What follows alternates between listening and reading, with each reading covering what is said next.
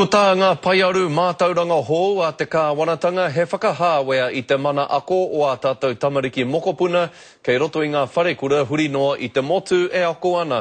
Koera te ia o ngā kōrero i puta ake i te hui taumata a ngā tūmoaki o ngā kura o te motu i tū i rotorua i te rangi nei.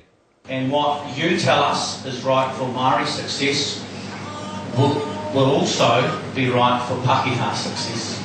Āpiti atu hai tā Peter Simpson, mā ngai mo te whetereihana o ngā tumuaki. Ai kua tai ki te wā i aia nei tonu, me whakarereke hia tērā, kia whaihua tōtika atu ai ngā tauira Māori ki ngā hua o te mātauranga. It is about Māori being able to be Māori in mainstream settings, which is a Pākehā-based system. And Ka Hikatea is a great resource, but it has not been fully resourced and has not been fully implemented within mainstream schools. Koena te karanga kia Hikitea tēnei mea national standard. Engari, i tēnei wā, kaore, ki taku mōhio, ki taku titiro ki ngā kōrero a te tāhuhu, a te minitaka. He kaupapa nui anō ka wānanga hia e te kotahirau neke atu o ngā tumuaki, mai o ngā kura o te motu, ko rāhui mai mō ngā rā e toru. And if you look at the Ministry of Education statement of intent for the next 5 years, the whole focus really is about national standards and the resourcing going into it.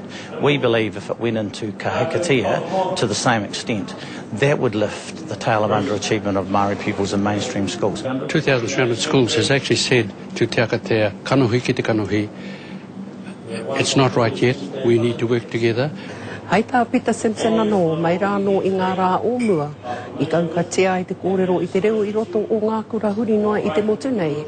Arā, kei te aukatea tonu hea te hā o te mātauranga, kia tātou tamariki mokopuna, e kore nei e neke whakamua i roto o taua ao. Ka haere tonu tēnei hui huinga me te mahatu o ōna kaupapa, tai noa ki te praire e tū mai nei. Ko Hinerangi Goodman, mō te karere.